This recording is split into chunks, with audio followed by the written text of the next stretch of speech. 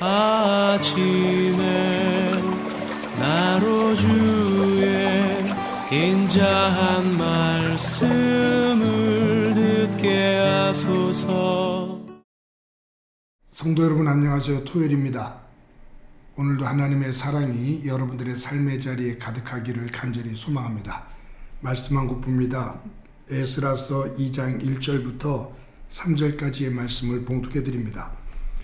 옛적에 바벨론 왕 느부갓네살에게 사로잡혀 바벨론으로 갔던 자들의 자손들 중에서 노임을 받고 예루살렘과 유다 도로 돌아와 각기 각자의 성읍으로 돌아간 자, 곧 수룹바벨과 예수아와 느헤미야와 스라야와 르엘라야와 모르드게와 빌산과 미스발과 비그웨와 루훔과 바하나와 바하나 등과 함께 나온 이스라엘 백성의 명수가 이러하니. 아멘. 우리나라에 6.25 전쟁이 일어난 지가 70년이 넘었습니다. 그 이북에서부터 전쟁통의 남쪽으로 피난온 분들이 많이 있죠. 그래서 70년 동안 남과 북의 가족들, 이산 가족들이 서로 만나지 못하는 그 아픔을 가지고 있는 민족입니다. 이제 이북에서 남한으로 피난온 1세대들이 거의 세상을 뜨고 얼마 남지 않았습니다. 2, 3세대들, 이북에서 피난온 그 부모들의 2, 3세대가 살아가고 있죠.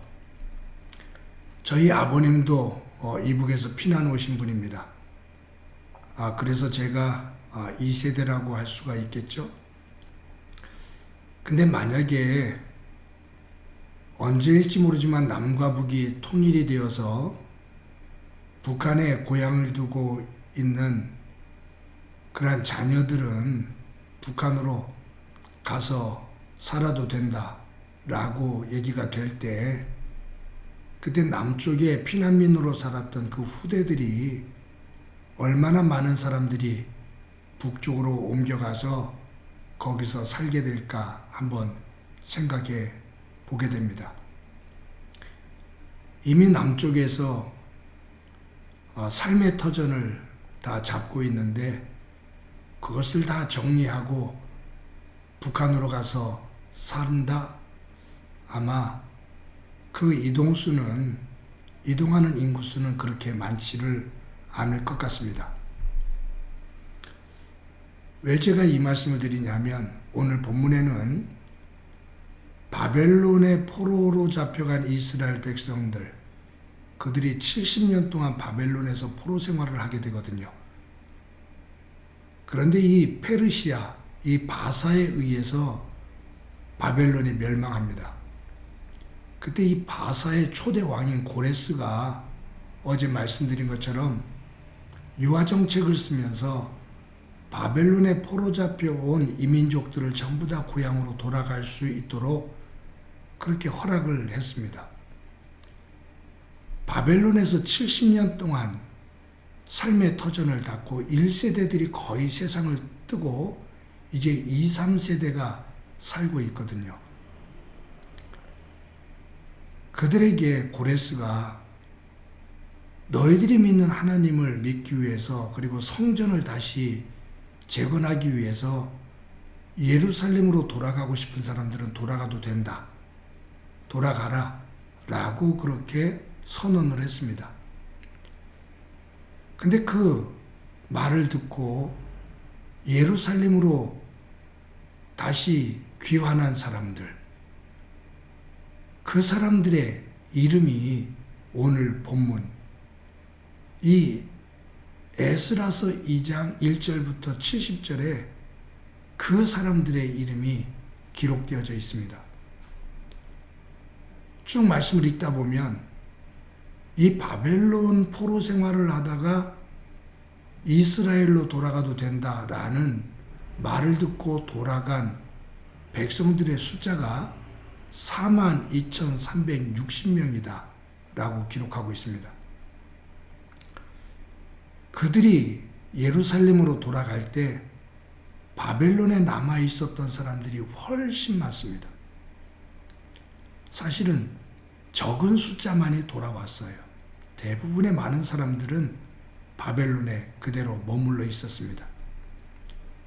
그들은 이스라엘로 예루살렘으로 다시 돌아가는 사람들에게 자신들은 삶의 터전을 여기다가 닦아놨기 때문에 돌아가지를 못하니 가서 성전을 잘 재건시켜 달라고 자기들이 가지고 있는 재산 가운데 일부를 떼어서 그 사람들에게 건네주고 그것을 받아서 42,360명이 1차, 2차, 3차에 걸쳐서 예루살렘으로 오게 된 겁니다.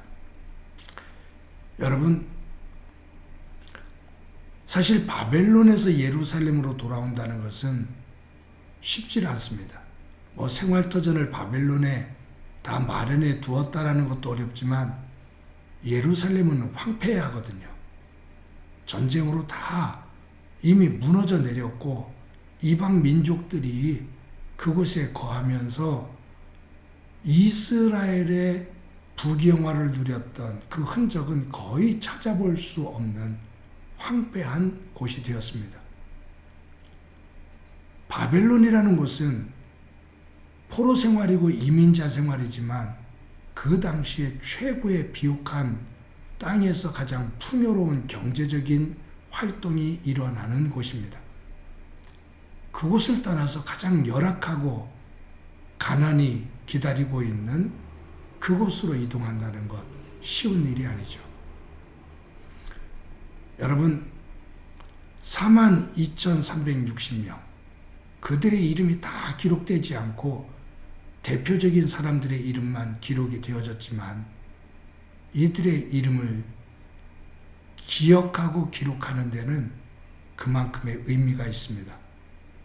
하나님은 예루살렘 성전 재건과 성벽 재건, 이스라엘의 재건, 그 무엇보다도 하나님께서 다시 회복시켜 주시겠다라는 약속을 믿고 기다리던 사람들 중에 소수의 사람이지만 예루살렘으로 돌아온 하나님의 약속을 믿고 돌아온 이들을 누가 기억하는 거냐 하면 하나님이 기억하시는 겁니다.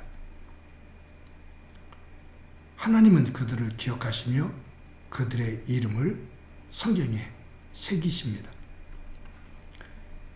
저는 이 말씀을 대하면서 예루살렘으로 돌아온 사람들도 대단하지만 바벨론 포로 생활을 하면서 어려운 처지에 놓여 있는 사람들이 자신들의 자녀들에게 말씀으로 철저하게 가르치고 하나님께서 우리들을 다시 회복시켜 주신다고 약속하셨다.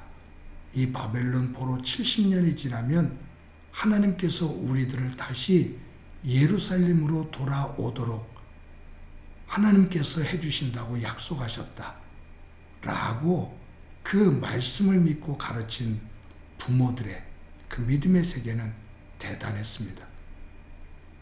아마 그 가르침이 없었다면 2, 3세대의 자녀들이 풍요로운 바벨론을 떠나 예루살렘으로 향하지를 않았을 겁니다. 하나님의 말씀을 중심으로 하나님의 그 약속을 기다리는 기다림, 그리고 그것을 믿고 자녀들에게 확고하게 가르치는 부모의 믿음, 그 부모의 말씀을 듣고 하나님을 믿으며 풍요로운 땅에서 황폐한 땅으로 움직이는, 그 무엇보다도 예루살렘 성전과 예루살렘 성벽을 다시 재건하기 위해서 이동하는 그 이스라엘 백성들의 모습은 하나님께서 보실 때 기뻐하셨던 모습입니다. 사랑하는 성도 여러분, 저와 여러분이 오늘도 하루를 살아갑니다.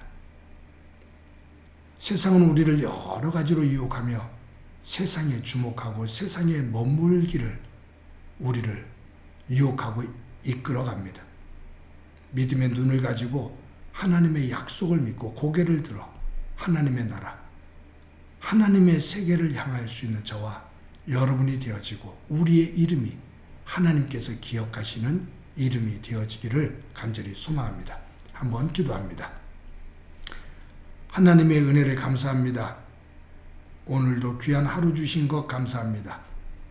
이 땅을 밟고 살지만 하나님께서 우리에게 약속하신 그 하나님의 나라를 꿈꾸며 그 나라를 만들어가며 소망하며 살아가는 오늘 하루의 삶이 되도록 은총 베풀어 주옵소서. 하나님께서 기뻐 기억하시는 믿음의 이름의 사람 되게 하옵소서. 함께해 주시리라 믿고 예수님의 이름으로 기도드립니다. 아멘.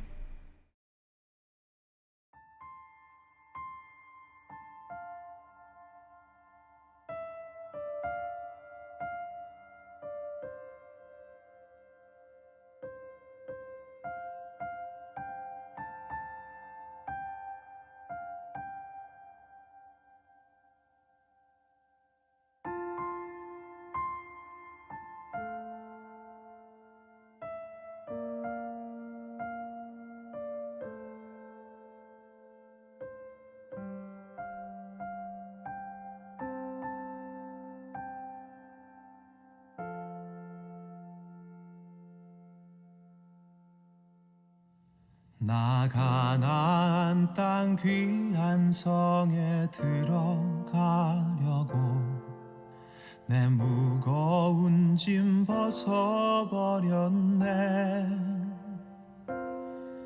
죄 중에 다시 방황할 일 전혀 없으니 저 생명 시냇가에 살겠네. 길이 살겠네. 나 길이 살겠네. 저 생명 시냇가에 살겠네.